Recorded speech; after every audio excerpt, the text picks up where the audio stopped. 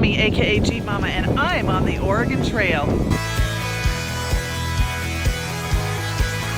The Oregon Trail, a 2,170-mile east-west trek from Independence, Missouri to the coast of Oregon. Beginning in the early 1800s, fur traders and trappers formed this trail. It was only passable by foot or horseback at that time. In 1836, the first migrant wagon train was organized, and the Oregon Trail began to flourish, providing destinations to the West Coast. The Oregon Trail was the main route for thousands and thousands of settlers to reach the Northwest from the 1840s to the 1860s. They traversed vast prairie grasslands in Kansas and Nebraska, following along the Platte River into Wyoming, where it met up with the Sweetwater River.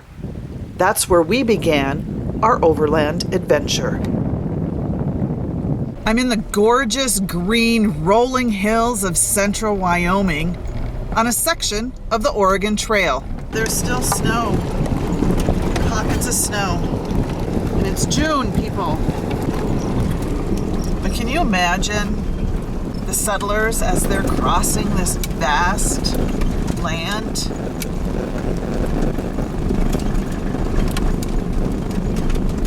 It goes on and on and on.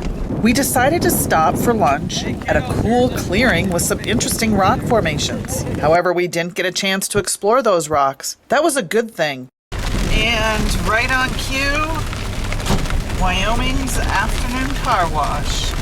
The amount of cow poop in those rock formations was unbelievable, along with several cow carcasses. But there have been a bunch of cow carcasses along the side of this gravel road. And it's really quite sad.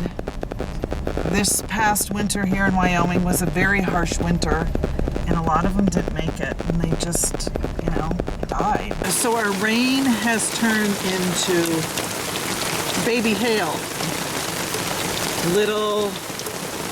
They're not even, it's smaller than pea size. Can you imagine those settlers crossing these plains, and they come upon a rainstorm like this and they're getting pelted with hail? There's no cover. There's absolutely no cover.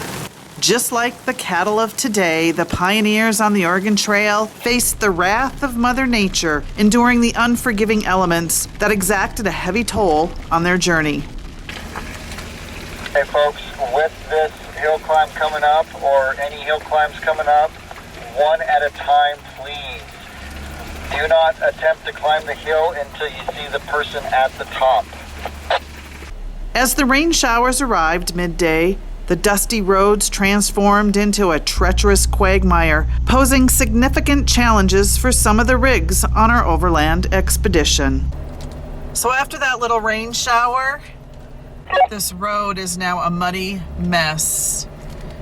These guys pulling their trailers are not having a very easy time. Everybody's drifting. And actually, this just feels like driving in the snow back in Minnesota and North Dakota.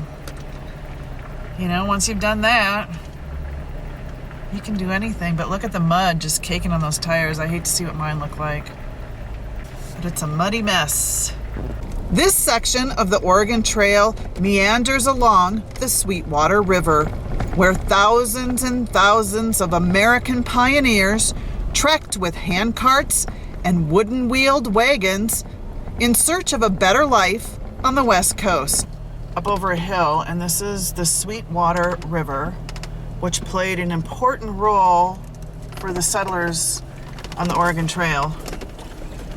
And they're talking about a slight lean over here and to stay in the 2-track. John girls out, just to let you know. We'll see how I do. It doesn't look too bad. Thank you, sir. I think I've been in sketchier places. Watch. I roll into the river. See how close it is? The wagon trains meandered across the Sweetwater River approximately 9 times during the pioneers' journeys that lasted between 10 to 20 days. The river must have been a refreshing sanctuary amidst the desert-like valleys. The route alongside the fast-flowing river proved to be more of a perilous journey than an oasis. Some baby rocks. We start to climb this little hill. There is a wash on the driver's side up against the bushes. Again. Especially when traversing in our four-wheel drive vehicles. Of the Sweetwater River. Along the saturated riverbanks, there were sections where a single misjudged turn of the wheels could have unleashed a torrent onto the trail. Holy crapola.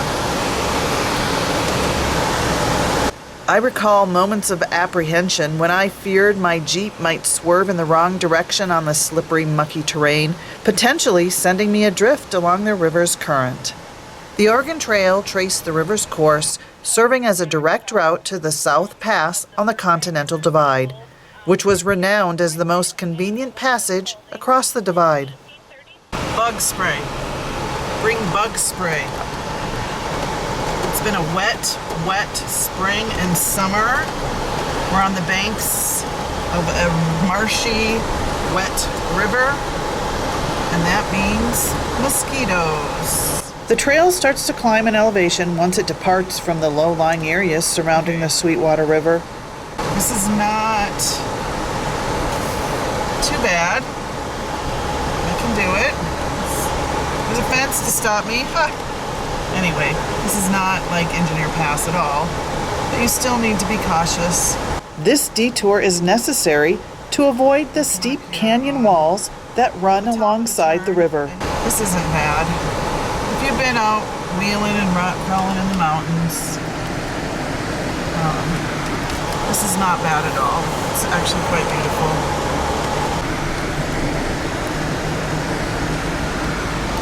But yeah, it could get a little sketchy. Woo! That was kind of nerve-wracking for me. Just because it's a sheer drop-off. I mean, it's not like Poopy Pants Hill, a hole in the rock, but it's still a little sketchy.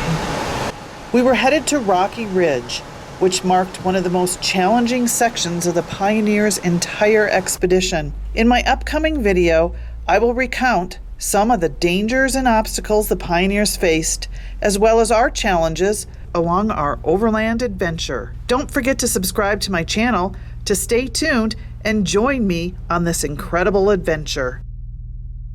For more Jeep Life with Jeep Mama, head over to my blog at jeepmama.com.